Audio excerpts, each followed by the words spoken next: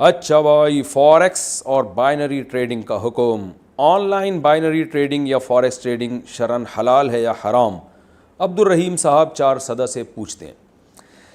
دیکھیے، on line trading میں ایک اصول یاد رکھیں کہ سونے اور چاندی اور کرنسی کی جو خرید و فروخت ہے، اس کے لیے ضروری ہے کہ پہلی بات تو یہ کہ قبضے کے بغیر آگے آپ کوئی بھی چیز نہیں بیچ سکتے سوائے زمینوں کے، پلاٹوں کے. وہ ملکیت میں آ جانا کافی ہے، قبضہ اس پہ ضروری نہیں ہے. لیکن جو یعنی منقولی اشیاء ہیں، ایک ایسی اشیاء جو اس کو ایک جگہ سے دوسری جگہ منتقل کیا جا سکتا ہے، پلاٹ کو تو نہیں کیا جا سکتا نا. تو جتنی بھی اشیاء جو ایک جگہ سے دوسری جگہ ٹرانسفر ہو سکتی ہیں، تو ان کے بارے میں صریح حدیث موجود ہے، صحیح حدیث اور صریح حدیث موجود ہے کہ جب تک ان چیزوں پہ قبضہ نہیں ہو جاتا، فزیکلی آپ کا قبضہ یا آپ کے وکیل کا قبضہ نہیں ہو جاتا، آپ اس کو آگے فروخت نہیں کر سکتے.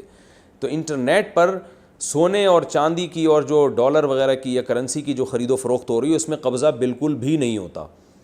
بلکہ کیا ہوتا ہے کہ میں نے آپ کو ڈالر بیچے اور بس یہ فرض کر لیا کہ وہ ڈالر کے آپ مالک بن گئے ہیں. پھر ایک ہفتے بعد ڈالر اگر بڑھ گیا تو جو ہے آپ مجھے پیسے دے دیں گے، گھٹ گیا تو میں الٹا آپ کو دے دوں گا. اس طرح سے ڈفرینس برابر کرتے رہتے ہیں بیٹھ کے. یہ جوا ہے، سٹا ہے، بالکل حرام ہے، بالکل ناجائز ہے. تو گولڈ کی بے میں بھی، گولڈ کی خرید و فروخت میں بھی یہی ہے کہ گولڈ کی خرید و فروخت میں بھی یہی مسئلہ ہے کہ جب تک آپ کا قبضہ نہیں ہو جاتا آپ اس کو آگے فروخت نہیں کر سکتے.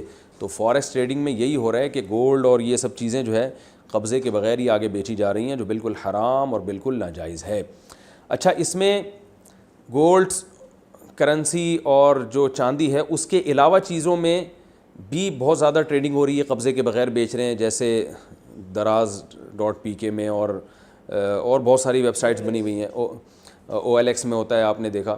تو اس میں یہ بات یاد رکھیں، اس میں بھی اگر آپ، جیسے میں ایک ویب سائٹ کھولتا ہوں اور میں فار ایگزامپل موبائل بیچتا ہوں، میں آپ کو بتاتا ہوں بھئی ایک ایپل کا موبائل ہے، میں نے آپ کو اتنے روپے کا بیچا. آپ نے، حالانکہ وہ میں نے ابھی خریدا ہی نہیں ہے، میرے پاس نہیں ہے، لیکن میں نے آگے کسی دکان والے سے بات کی ہوئی ہے. تو یہ بے بھی حرام ہے، ناجائز ہے. کیونکہ میں جب تک میرا قبضہ نہیں ہوا اور میں نے اپنی ملکیت میں داخل کر کے باقاعدہ فزیکلی قبضہ نہیں لیا، اس نے مجھے ہینڈ اوور نہیں کیا، تو میں آپ کو بیچ نہیں سکتا. تو یہ بھی ناجائز ہے. اس کو جائز کرنے کا طریقہ یہ ہے کہ آپ کسٹمر کو بیچیں نہیں، بلکہ اس سے بکنگ کر لیں کہ بھائی یہ موبائل ہے، یہ میں اتنے کا دوں گا آپ کو.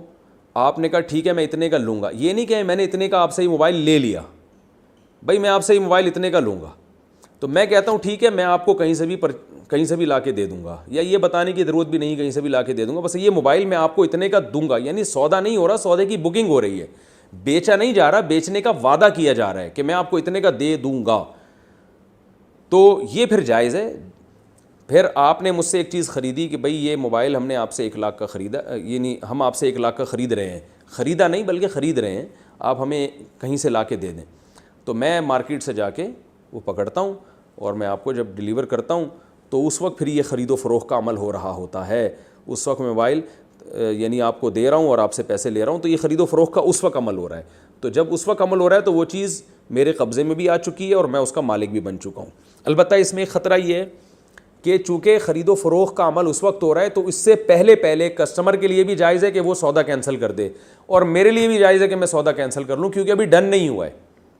وہ الگ بات ہے کہ وعدہ خلافی کرنا غیر اخلاقی حرکت ہے، بری حرکت ہے، لیکن آپ بہرحال 100% اس کے پابند نہیں ہیں کہ آپ اب لازمی خریدیں گے ہی، کیونکہ ابھی خریدا نہیں، آپ کی ملکیت میں نہیں آیا. اور اس سے پہلے اگر ہلاک ہو جاتی ہے وہ چیز ہینڈ اوور کرنے سے پہلے، تو میرا نقصان ہوگا.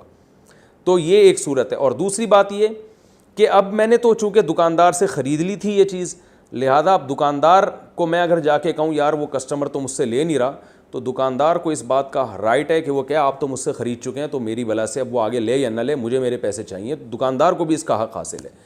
تو ایک طریقہ تو یہ ہے کہ آپ بیچیں نہیں بلکہ بیچنے کا وعدہ کر لیں کہ بھئی ہم آپ کو یہ چیز اتنے کی دے دیں گے. دوسرا طریقہ یہ ہے کہ آپ جو دکاندار ہے اس کے وکیل بن جائیں. آپ دکاندار سے کہیں تمہارا ایپل کا موبائل یا جو بھی تمہارے پاس اینڈرائڈ موبائل ہے، تم ایسا کرو کہ وہ موبائل جو ہے نا، میری ویب سائٹ ہے، میں تمہارا مال بکواتا ہوں، تو تمہاری طرف سے کوئی وکیل بن کے بکواتا ہوں. تو پھر یہ بغیر قبضے کے بھی جائز ہوگا. پھر آپ اس کے نمائندے ہوں گے، یعنی شاپ کیپر کی طرف سے آپ نمائندے ہوں گے, اور آپ دونوں یعنی اس کا مال اس کو بکوانے کا اپنا ایک درمیان میں کمیشن رکھ لیں کہ بھائی یہ تمہارا موبائل اگر 1 لاکھ کا بکتا ہے تو اس میں میرا کمیشن اتنا ہوگا, 1 لاکھ سے زیادہ کا بکتا ہے تو میرا کمیشن اتنے % ہوگا. یہ بھی ٹھیک ہے, یہ بھی ٹھیک ہے کہ بھئی جتنے کا بھی بکے گا تو 1 لاکھ تمہارے ہوں گے, اس سے اوپر جتنے کا بکا وہ میرے ہوں گے. یہ مکروہ ہے, ناپسندیدہ ہے اس طریقے سے کمیشن لینا, لیکن بہرحال گنجائش اس کی بھی ہے. بہتر طریقہ یہی ہے کہ آپ شاپ کیپر سے یہ کہیں کہ میں تمہارا مال بکواؤں گا اور بکوانے کا ایک مخصوص کمیشن طے کر لیں کہ میں اتنے % لوں گا, جتنے کا بکے گا اس میں سے اتنے % میرا. تو یہ ہر سیل پر 10 روپے میرے یا 100 روپے میرے.